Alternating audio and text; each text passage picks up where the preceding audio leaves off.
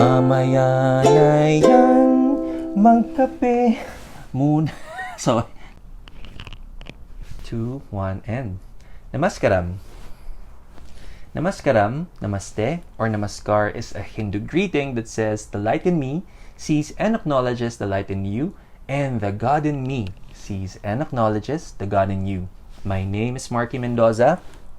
Welcome to Reiki with Marky, and yet again another meaningful episode in our YouTube channel. But before anything else, alam nyo na, please do not forget to like, share, and subscribe to our YouTube channel, and leave a comment down below if you have any comments, suggestions, or also if you are experiencing any life situation na kailangan nyo ng aking spiritual advice and spiritual guidance.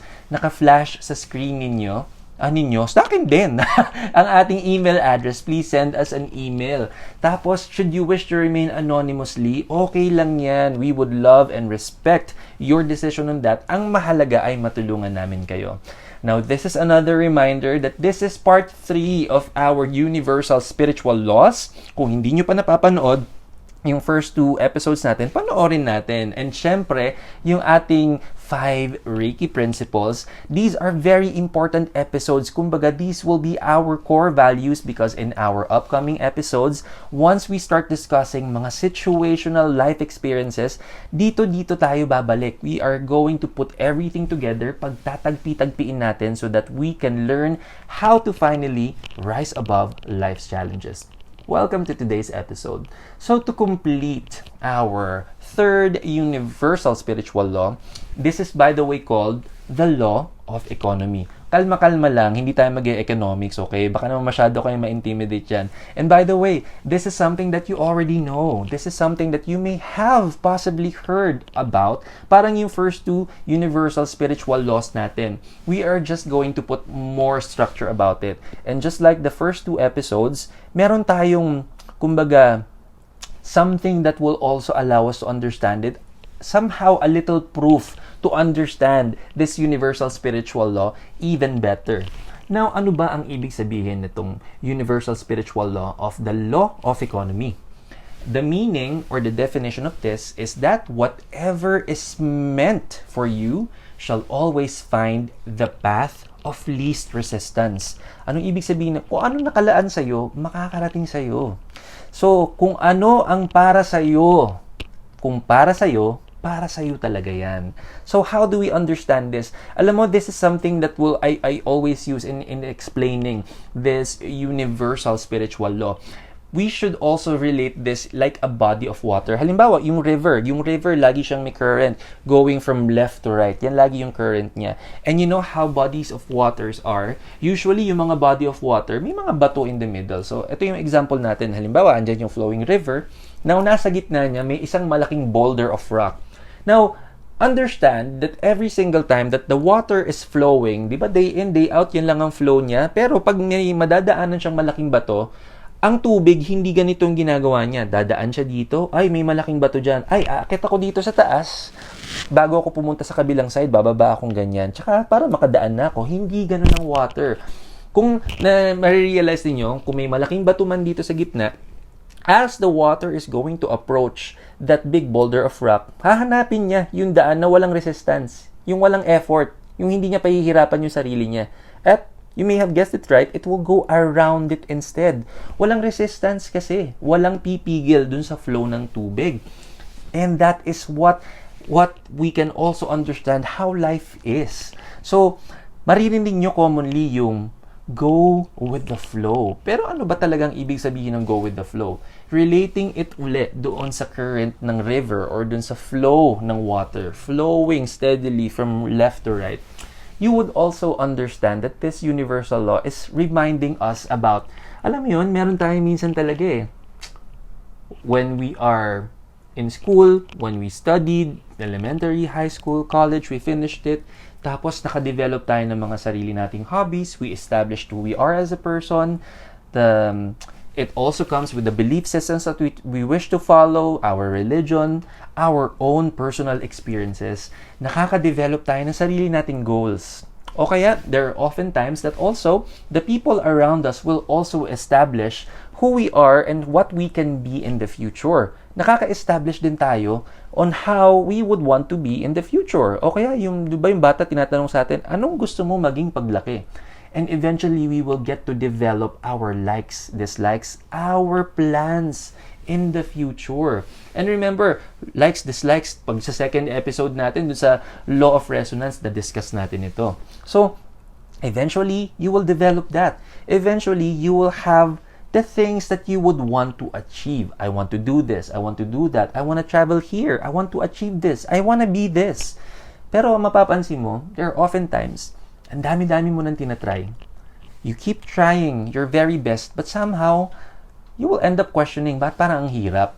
Bakit parang nahihirapan ako? I'm physically tired, emotionally, mentally challenged, mentally tired, and then spiritually drained. Bakit ganon? I'm doing my best naman, pero parang ang hirap. Because we are going against the current. Kung nandito yung flow, we're going against it. Now, this is what I will always say. In the end, and it may not necessarily unfold, or it may not necessarily be realized as early as now, but be gentle with yourself. But in the end, mostly, it does not matter what our plans are. What matters is God's plans for us. Kung anong nakalaan na blessing sa atin ng Diyos. Yun ang mas mahalaga. Now, there will be a time na on a physical sense, alam mo, pag magaling kayo, hindi kasi ako marunong mag-swimming, sorry na. Pero for people na magaling mag-swimming, magaling mag-floating, remember how easy it looks for when you watch someone magfo-float ng ganyan. It looks very effortless. Parang ganun din yung illustration nung part ng go with the flow. When you surrender to God's plans and you go with the flow effortlessly, and then it just suddenly feels light, it suddenly feels effortless, it suddenly feels happier. And remember this, all it takes is for you to surrender to the flow. All it takes is for you to surrender to God's plans. And remember, that river leads to that vast ocean. A vast ocean of opportunities. A vast ocean ready to be explored only if you open your mind, your heart, and your soul, and to finally surrender to God's plans for you. And each time that you do that, each time that you give that to yourself, you will see na kaya pala.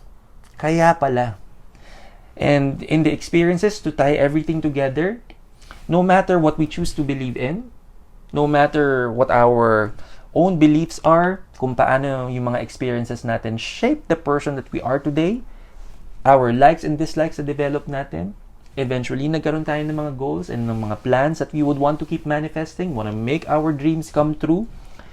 In time, you will realize that again, it does not matter how we strongly want to push for our goals, dreams, and aspirations. Pero, one day at a time, keep praying. God, I surrender everything to you. I surrender to your plans for me. And let thy will be done.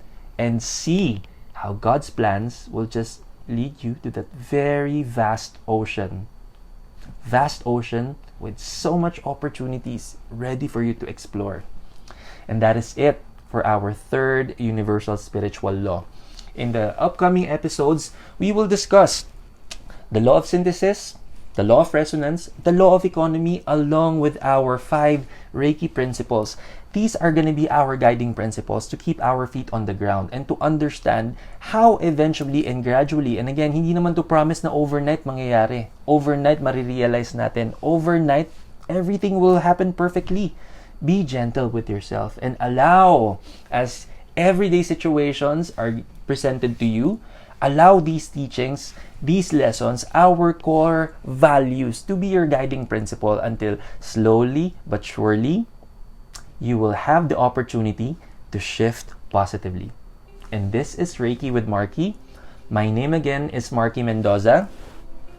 Thank you for listening and tuning into this episode. And in our upcoming episodes, Ready na kayo i-apply natin lahat na natutunan natin. So again, this is me saying to not forget to like, share, and subscribe our YouTube channel, Reiki with Marky. Siyempre, i-share natin yung blessing sa maraming tao.